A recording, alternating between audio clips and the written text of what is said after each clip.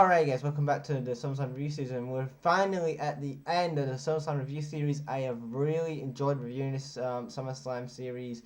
I hope you guys have enjoyed it as well, much as I have enjoyed some of my favourite SummerSlam pay-per-views. Maybe, obviously, I've been renting on a couple I didn't like. But yeah, it is what it is with these series. Obviously, you're going to get a SummerSlam that you like, or a pay-per-view that you like, and you're not going to get a pay-per-view that you don't like. So there you go. So this is SummerSlam 2011, and looking back at SummerSlam 2011, I would say it was a lot better than SummerSlam 2010.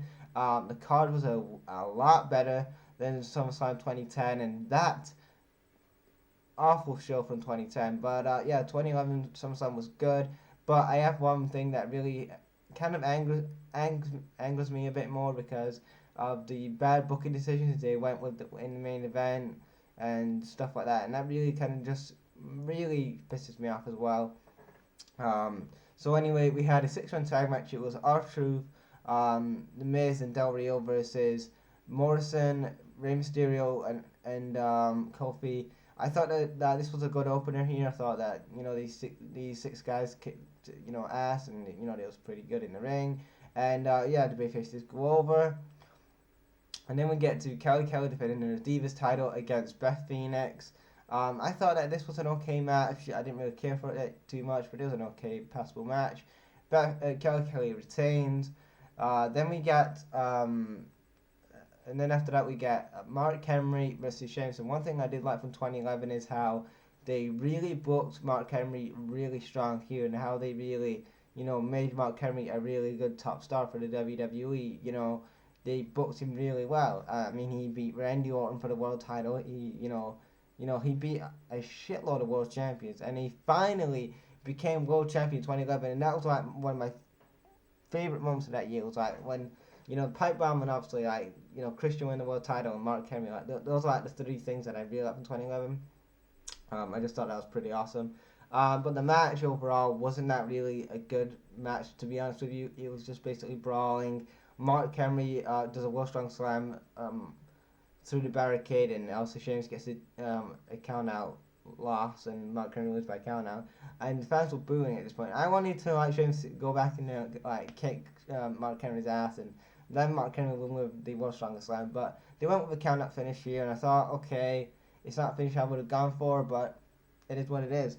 They got an OMG moment out of it, and that's okay. Then after that we had CeeLo Green performing the SummerSlam song. And then after that we had Christian versus Randy Orton for the world title. And one of the other things I really liked in 2011 it was the Christian Randy Orton feud. Like that was one of my favorite feuds in 2011. Now I know a lot of people are like, oh, that feud sucked. I know a lot of people didn't like that feud, but in my opinion, that made Christian a star on that SmackDown brand. Like he was their MVP. He was like their number 2 heel on that SmackDown brand in 2011. Just behind Mark Henry at the time, because Mark Henry, I would say, was like the top heel on SmackDown, and then you had Christian. He was like the second best heel they had, and in my opinion, those two guys were like kicking ass, and I just really enjoyed their work. And Christian and Randy Orton just kicked ass here. Before the match, Edge basically, Christian says that he's brought Edge back to help him win the world title back from Randy Orton, and then to help him retain the world title. Sorry, and basically Edge says like, no, I'm not gonna help you because I'm not gonna cheat. I'm not gonna help you win the world title, and he calls him a boring world champion. He says that when he was a heel and he was the champion, he did some cool things, and he didn't hide behind lawyers and whatever. So then after that, Randy Orton comes out. They have a match. The brawl in the concourse area, around the ring. Randy Orton and then they have a few steps, a few moments of the steps, and then at the end of the match, Christian's trying to go for like I think he's trying to go for a roll up or something off the top rope, and then Randy Orton hits him with an RKO out of nowhere onto the steel steps, gets the win, and he's the new world champion. Obviously, a month later, he will drop to Mark Henry now as champions. But overall, I thought that this was a good match here, and yeah, I really enjoyed it. After that, we had Daniel Bryan versus Wade Barrett. This was a solid match here. I won't say that this was my favorite match here, but you know what? It was a solid match. It had a okay storyline to it, and Wade Barrett went over the waistline, so I think I was pretty happy with it. Then we get to the main event, and it's for the Undisputed WWE Championship, and it's CM Punk versus John Cena with Triple H as a special guest referee. The Summer of Punk was a absolute failure. It was so badly booked. And the WWE, this is the second SummerSlam in a row where they had a hot angle and they have booked it terribly. Now, you thought that I was upset about the Nexus thing in 2010. Yesterday I talked about that. This angers me more. Do you know why? Because CM Punk could have been the next coming of Stone Cold Steve Austin. You had a ready-made main event guy in a CM Punk, the guy who could actually talk. And how many times in the WWE have you screwed up with your main event scene, having Great Khali in your main events and your Finleys and all these other stupid ass mid-carders in your main event scene, and then you come across a CM Punk who can actually speak on the microphone, who can actually connect with the audience, and who is actually over as a main event guy. You have him beat John Cena at Money in the Bank, which is one of my favorite matches from 2011, and that was a good match. And you get to here at SummerSlam with a really good story here, and then you after that you completely watered CM Punk down. Like, after Money in the Bank, his credibility was going down and down and down. Now I know people like, oh, he won the title back at Survivor Series. Fuck Survivor Series. He should have been still the guy after SummerSlam. It should have been nothing about Triple H, nothing about Kevin Nash, nothing about Del Rio or John Cena.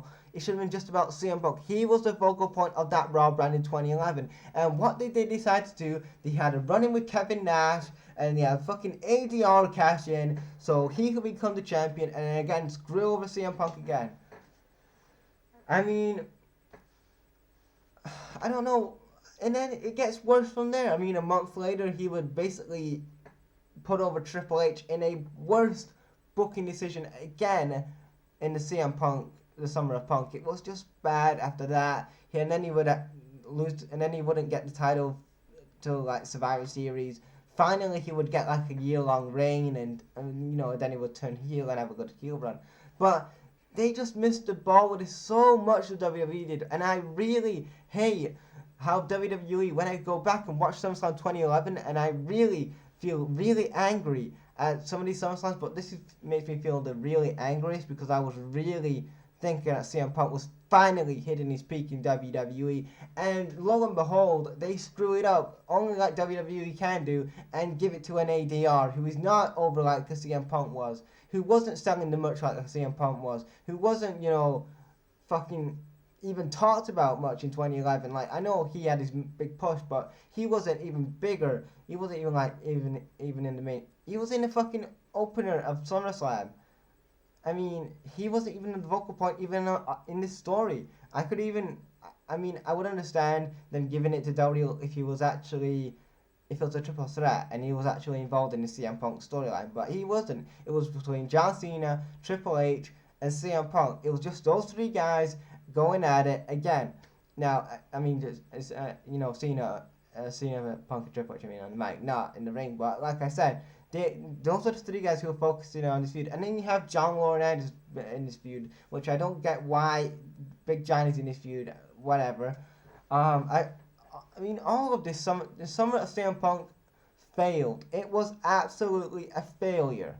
And there's nobody else to blame but the WWE's fault for booking CM Punk A, terribly, and B, not giving him the right fucking push that he deserves from like 2011. He should have had a fucking rocket up his ass in 2011. And what do? They absolutely destroy and kill the Summer of Punk. So not only did the WWE struggle to find a next big babyface to maybe take over the John Cena spot, but they're not gonna, because of John Cena and his hustle, loyalty, respect, and all that good shit. No, they didn't want to build another young star in a CM Punk. They thought, fuck CM Punk.